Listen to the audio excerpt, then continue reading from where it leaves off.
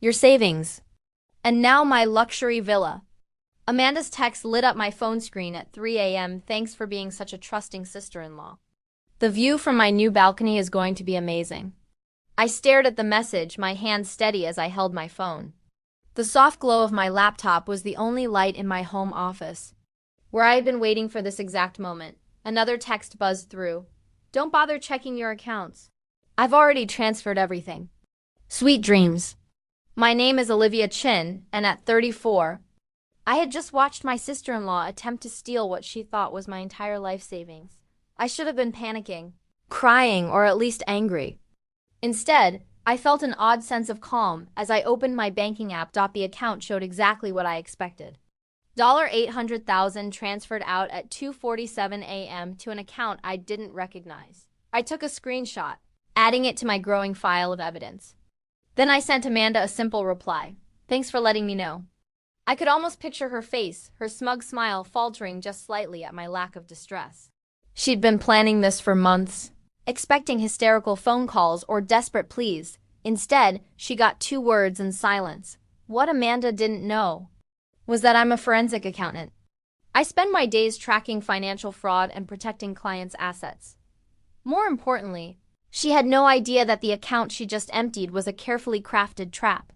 A decoy I set up 6 months ago. When I first noticed her unusual interest in my finances, it began with casual questions at family dinners.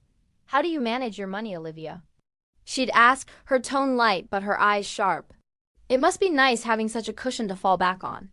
My brother Mark, always oblivious to his wife's schemes, simply smiled and nodded. Then came the accidental glimpses of my bank statements during her visits, the dreamy comments about Mediterranean villas, and the not-so-subtle hints about family helping family. I had seen the signs 100 times in my work. The grooming, the probing, the search for weaknesses. So I prepared. The account Amanda emptied was real enough to fool her. But every transaction had been documented and reported to authorities in advance. Every withdrawal triggered automatic alerts to my lawyer and the bank's fraud department. I refreshed my secure email. 3 notifications popped up right on schedule. 1 from the bank, confirming suspicious activity. 1 from my lawyer acknowledging the predicted transfer. And 1 from the fraud investigation team asking for permission to proceed. My phone buzzed again. This time it was Mark. Olivia. We need to talk. Amanda told me what she did. Please don't do anything rash. She's just trying to give us a better life. My chest tightened. My brother had changed since marrying Amanda 3 years ago, more distant, more defensive, willing to justify anything she did. I typed back, nothing rash. Get some sleep. We'll talk tomorrow. The real money, of course, was safe in accounts Amanda would never discover.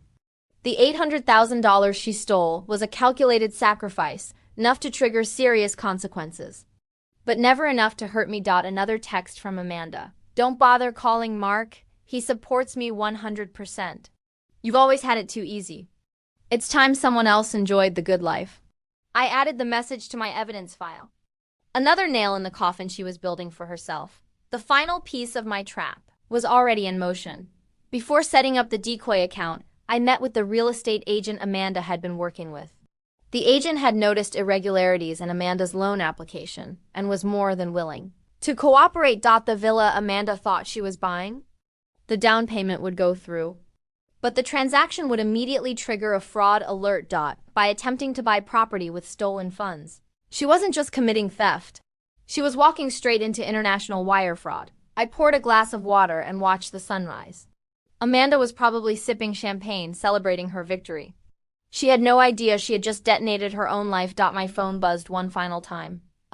Photo from Amanda holding a glass of champagne. The villa contract spread across the table. Bravo, she wrote. Don't worry, I'll send you a postcard from my new villa. I smiled and saved the photo. Behind her celebratory shot, the fraudulent wire documents were clearly visible. The last piece of evidence I needed. I messaged my lawyer. She took the bait. Everything is proceeding as planned.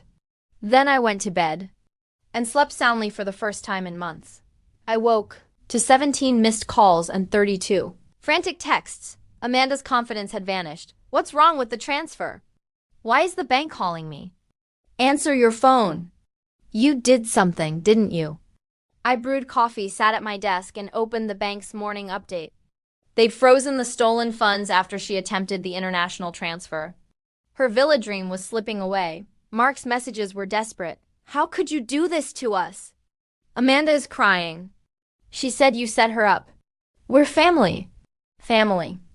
That word again. At 9 a.m., I called my lawyer, Sarah. She was almost cheerful. The fraud team is building a very strong case. The bank froze all of Amanda's accounts. And Olivia. They found other suspicious transfers. Looks like you weren't her first victim. I wasn't surprised. At 10:30 a.m., my doorbell rang. Amanda stood outside designer outfit. Flawless makeup, but panic behind her eyes. Mark hovered behind her, looking lost. I opened the door, blocking the entrance. You ruined everything. Amanda screamed. The bank froze all our accounts. The villa seller is threatening legal action. This is your fault. I kept calm. My fault? You tried to steal my money. Did you think I wouldn't notice? You trapped me. She shrieked. You set that account up on purpose. You wanted this. Amanda, I said quietly. You just admitted to theft. On camera. She froze, finally noticing the security cameras above my door. Mark tried to soothe her. Olivia, please. Just tell the bank it was a misunderstanding. I looked at him, truly looked. The protective brother I knew was long gone. It is not a misunderstanding, I said. The bank found other victims. Other stolen money. This is bigger than me. Amanda turned pale. You're lying. They can't look at my other accounts. They can, I replied. And they already have. Mark's hand dropped from her shoulder. Other accounts, Amanda. What is she talking about? But Amanda was already backing away. This isn't fair. You had all that money just sitting there. I needed it more. The villa was supposed to be our fresh start. A fresh start built on theft, I said softly. The police will contact you soon. From there, her world collapsed. The bank uncovered 5 years of manipulation.